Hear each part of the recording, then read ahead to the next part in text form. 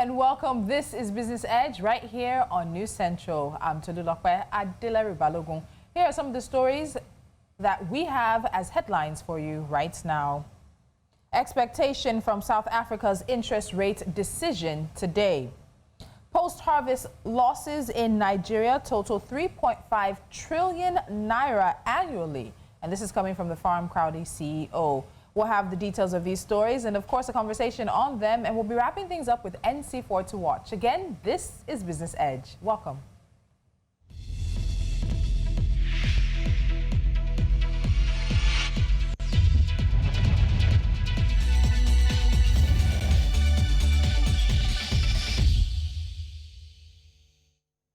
Let's get into our first story, which takes us to the southern parts of the continent. Now, the Reserve Bank's Monetary Policy Committee is expected to hold the repo rate at 3.5% when it announces its policy decision today. 12 of 14 economists, that's about 86% surveyed, anticipate a hold when the South African Reserve Bank, SARB, makes the announcement, despite nearly half of economists calling for a rate cut. 57% of economists think a hold is a right decision, and 43% say the bank should cut the rate. South Africa's MPC meets to, as key data suggests gross domestic product may have exceeded its forecast for an annualized 45.2% increase in the 3 months through September. And this is according to an analysis from Bloomberg. Stricter lockdowns in advanced economies that pose a threat to exports and output in the final quarter, as well as the bank's decision to front-load aggressive cuts in the first half of the year, could see it stand pat. 12 of 16 economists in the Bloomberg survey see the rate staying at 3.5%, with the other 4 predicting a 25 basis point cut. Forward rate agreements used to speculate on borrowing costs predict a less than 1 in 4 chance of a 0.25 percentage point cut. Now, here we will be discussing this with the CEO of Astra Dynamic Solutions, and that is Muktar Mohammed. Muktar, thank you so much for joining us. All right, so let's see. If this rate is reduced, and this is something that could be used to spur the economy, would this not lead to more borrowing and also help boost spending of the average South African? That's what the South African economy needs at the moment. That's what the South African economy needs at the moment. They need to boost their economy, and the other way to boost the economy is to borrow to grow the economy, and also to boost consumer spending. That's the way they remember that South African economy has been in recession. Even before the pandemic, they already knew that they were going to the recession, and so the pandemic also contributed to that again for them. So it's not surprising what they're trying to do. That would be good. They want to get more businesses will be able to borrow. Consumers also will be able to borrow to spend. So like I said, the best way to come out of recession is, one, you have to increase your spending and also your investment. And in terms of investment, you need to increase your investment in the area of providing funds for small businesses. And the best way to do that is to reduce rates so that these businesses can get good from their banks, good rates, and in turn that will grow their economy. Okay, so we know that lockdown has played a serious role, not just for South Africa or across the continent, but for the global economy as it may be. So what do we expect to really see in terms of how they react? South Africa stayed at a more severe lockdown than some other countries, and they've continued into different phases of the lockdown. What do we expect to see in terms of how the lockdown seriously played in a role in what we're anticipating today? The lockdown is playing a role globally, so South Africa will not be an exception of those rules. So I don't expect any. We're going to see contraction. We're going to see GDP go down. We're going to see a lot of businesses struggling to survive. We're going to see some critical sector, especially South Africa economy, minerals exploitation, which have to do with mining. So those two sectors will have those challenges, especially in the tourist area. I think they will not get anything from there, and that's one of the key drivers of the economy. So the lockdown will actually cost a lot, and for SMEs, small businesses, they will be the worst hits because there was no anybody coming there to do that. So coming there to buy anything from them or doing any business with them. So that's why we'll see the South African government will try to reduce rates so that they could boost spending, and especially with their citizens, so that they will be able to get all these SMEs back on business. Now let's talk about the South African investment drive of the government. It's been a key part of President Cyril Ramaphosa's administration and all of that. But it doesn't seem, or let me ask you, do you think it has yielded any benefits as of yet? Because there is more coming. They are looking to some more in the 2021 time. So what do we think about the South African investment drive? Is it yielding positive fruit for South Africa that could help it in this situation? I don't think so yet. South Africa is going with a lot of things, a lot of issues in their economy, and I think that was the more reason why they had somebody like Ngozi Nkonjo-Iweala come into their South African management team to see how they can boost foreign direct investment. South Africa doesn't just want to boost foreign investment like what Nigerians do. They want to see how they can boost foreign direct investment into their economy. You also have to look at other problems. This xenophobia issue in South Africa also is not helping. It's not giving investors any confidence to want to come to such an economy. And also their economy has been suffering from a lot of contraction even before them, during the time of the then President Zuma. So the current president inherited a lot of baggages, and until those baggages are cleared, you won't see them coming in. Especially when you look at the viable Pan-African airline and the South African airline struggle during those times, and those are what investors looked at. So South Africa is becoming a very, very high-risk investment destination for investors, and investors are weary of that space.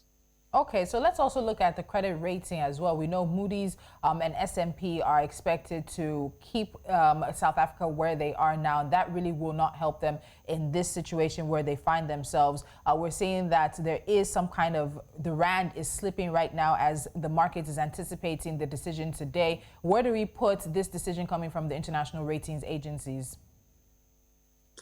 Yeah, well, international rating agencies, sometimes the decisions are sometimes not what investors look at. Investors look at the long-term prospect of those decisions that are coming from this rating agency. And I think what we will see is that no matter what the rating agency is going to give to them, maybe negative AA, but the rating agency will also give you a long-term prospect of such an economy. And in terms of investment climate, sometimes when it is negative, that's the best time to invest, looking towards the future.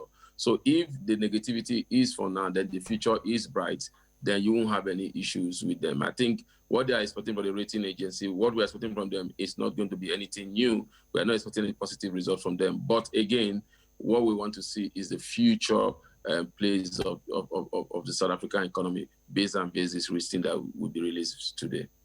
So the anticipation for the ratings from the international ratings agencies is for tomorrow, Friday, November the 20th. Unfortunately, many people are expecting a downgrade, but that's not the totality of South Africa's economic picture as it may be. Let's talk about corruption. Now, this has also been a major thorn in President Ramaphosa's side, and he has said he has been fighting it. There are some legacies, unfortunately, held over from the Jacob Zuma administration, which we have seen end up in court, the state capture situations, the allegations of bribery, to almost the highest level, almost right to the doorstep of the president. How do we think that's playing into the whole conversation around reviving the economy, helping to make sure that small businesses are back on their feet, and even in terms of the interest rates and all the conversation we're having? I think no economy survives when you have a stigma, especially when that stigma has to do with corruption. And when your former number one leader that is supposed to be one of what I call the symbol of whatever your country stands for is involved in such a thing. So, and again, the current president cannot be immune to it because he was not that. He's the new president, though he has a new administration. Remember that he was also a part of that administration. So it's going to be a very difficult thing. The party itself, the ANC itself as a party, is involved in a lot of those corrupt shady. And unfortunately, the largest South African populations, which will happen to be the majority blacks, are not even enjoying anything. Their infrastructures and everything, their job unemployment rate has gone up. And so it's something. It's one thing. When corruption is what drives an economy down, and I think South Africa will do well if he has to fight corruption. But unfortunately, like I said, he's fighting a system that he is inside, and he's also part of the system. He has always been part of the system. So I wonder how he wants to fight those same system, because whether he fight it here or he fight it, it's more or less like fighting himself. And some of those people that were ministers under Zuma are also still ministers under him. Some of those people that are members of the ANC. So, and again, not to forget that Zuma still have a lot of followers that are even still part of the government. So it's a big challenge for the South African government to fight corruption. The body language is being that, oh, we are fighting corruption, but on ground, I don't think anything is happening. Okay, so finally, as we wrap up this story, indications are that, of course, it may hold at 3.5%, but some say that there is some space for loosening of the interest rates. What's your take? What would your recommendation be? Do they hold it, or do they go ahead and loosen the reins a bit? I think they need to use a two-way system. And I think, for me, losing the rate will be better for them. But then they have to look at their inflation figures. If the inflation figures is still anything high, then they will have a challenge of losing it. Because if you're losing it, that means you create more inflation. Because once the CBN, their own national bank, is trying to fight the crisis, they look at two monsters. Inflation is one of those monsters that you need to fight. So they would going to look at inflation, and they are going to look at growth. If you want to grow the economy, then you have to loosen. But if you want to contain inflation, then you have to do some tightening. Where would they be at this point? At this stance now, I think they would definitely want to grow the economy, because if they tie the economy, then they will not be borrowing for small companies, especially in the midst of the pandemic, to come back. And also, consumer spending will be low, and that means that there will not be even growth in the bottom line of the company, and that will lead to more unemployment. So for me, I think the best thing they can do, loosen it up and try to see how you can contain inflation through the reduction of liquidity out of the system. Okay, thank you so much, Muktar, for that. So we're going to take a quick break. When we come back, Business Edge moves from the southern part of the continent to the west, where post-harvest losses in Nigeria will total 3.5 trillion annually. The details right after this.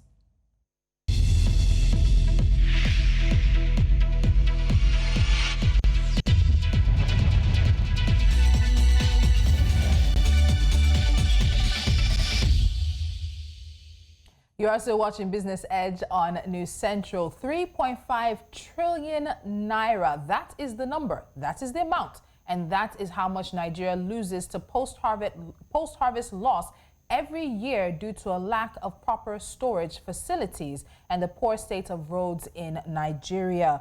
Now, this information was announced recently by the co-founder and chief executive of Farm Crowdy Limited, Onyeka Akuma, and he disclosed this through the agro-tech firm's 4th anniversary. He explained that the loss could be attributed to the inability of farmers to access proper storage facilities in the poor states of Nigerian roads, which bleeds the Nigerian economy and discourages several farmers. Muktar Mohammed is still with me, the CEO of Astro Dynamic Solution, and we'll get straight into this. 3.5 trillion naira. Can we imagine what that could do for the Nigerian economy if we weren't losing that much? Are you surprised at how much we're losing in terms of harvest here in Nigeria? Not at all. Not at all. I'm just surprised about the figures, but I have always known that we lose a lot, both based on what you just said in your news week. We have very poor infrastructure, especially in the agricultural area storage. I think that's one area that the government has not looked at when they are trying to boost agriculture. Nobody's looking at building storage facilities. What the government is thinking about, or most of the agricultural people are thinking about, is just go to farm, just go on farm, just go on farm. Let's be able to provide food for ourselves. But we need to begin to look at how we can store this agricultural product, especially closer to the farm. We don't have the storage facility. They don't have to travel long. Even within exporting, remember there was a time that Nigeria were trying to export yam to the United States of America because of poor storage facilities. Before they got there, those yams were spoiled. So we need to begin to look at building storage. I think government is not looking at that yet. Government is just looking at driving people to the farm. It's one thing to drive people to the farm. It's another thing to get the storage facilities. Once you get the storage facilities on, they could be, it's not majorly what will solve the problem, but at least it will be like some part of the problem solved, because again, poor infrastructure is something. Dilapidated roads, it's a big challenge. Movement of goods and services from one point to another, rates, intense in sense of meeting local government, trying to collect rate from the farmer, double taxation, levies. All these things are challenges that the government really have to work on if they really want to see agriculture strive in this nation. And it's interesting you talk about all of that because there's also food insecurity, and some of that has actually been exacerbated by the situation of the lockdown. We've heard farmers say that they were not allowed to move to the farms by security agencies that were enforcing the lockdown restrictions. We've seen food insecurity apparently grow in the central food basket of Nigeria. We're hearing farmers have to pay bandits to either access their farms, to continuously work on their farms. And now that harvest season has come, you have to pay to be able to harvest. But some people have been killed and some farmers have left their land. So we see a situation where it's bad now, but unfortunately, it looks like it's going to get worse given the current state of agriculture in Nigeria. What do you think the government really needs to do that they seem not to be doing right now? Well, I think the government is having a lot of challenges on their hand. I think now if you ask me, what do the government need to do? They need to provide security. Security is why we have a government. You have to secure life and property. So if there's no security, there cannot be an investment in any businesses. If the farmers in the rural area cannot go to farm because of boundary, I think that's one area the government needs to look at, because until you go to the farm, then there will not be any production. So it's a challenge that the way you look at the government, the way you look at news flying around today, even bandits are even going after military personnel, after paramilitary personnel. It seems to be it's very scary. So for the farmers there, I think what they are doing now, some of them, they're just looking for means of survival. They're not even thinking of trying to take, bring the goods to some of the states, like moving from the northeast, coming to the southwest. What they are looking for is just to go to the farm so that they can provide something that they can even eat as a family, not even to take to other parts of the country. And that is why we're having the challenges we're having. Recently, I was joking with a friend, and a friend was telling me how scarce onions is, and I was wondering, onion scarcity. So those are part of the challenges that are, because nobody's going to find. Yes, the pandemic came in there. The pandemic was not the problem. You can imagine you have pandemic and you have insecurity added to the pandemic. That if you add those two together, that will just equal hunger. So, and I think that's what we are seeing now. And it's really unfortunate. Nigerians are sharing memes or making jokes on social media about how onions have become the new gold right now. But when you look at that and you juxtapose with the numbers released from the National Bureau of Statistics, and that report came out just a few days ago, we've seen food inflation rise about 110% in the past 5 years in Nigeria. The composite food index rose by 17.38% in October of 2020 compared to about 16% recorded in September. Now, we've seen reports that tell us that the average Nigerian spends anywhere about 60 to 65, if not more, % of their income on food. So we're seeing that if we make food cheaper in Nigeria, there's more disposable income for the Nigerian to spend in other parts of the economy. So this is definitely a cash cow that's being underutilized. Solutions abound. Is it a lack of political will? Because it seems that we have to keep coming back. It's government that does roads. It's government that will take care of electricity. It's government that will build the silos and the storage facilities. Is this a lack of political will to adequately handle the situation? Absolutely. I don't believe that government should build the storage facilities. Okay. They could provide incentive for people to build the storage facility. I'm more confident that government should provide infrastructure. Government should provide security. That's the basic thing of governance. Governance is all about to provide, to make your people prosperous, and also to provide security for them to enjoy their prosperity. So if you are not providing none of this, it's going to have an effect on every other side of the economy. And so that is what is presently happening. Government need to do their own, then individuals, private sectors, investors will do that. It's when you create the environment conducive, then investors will come. It's not, you don't expect investors to come in an environment that is very hostile. So that is the major challenge with the farmers. Now, are you saying the farmers should stop farming? No, nobody's saying they should stop farming, but you as a government will need to provide that.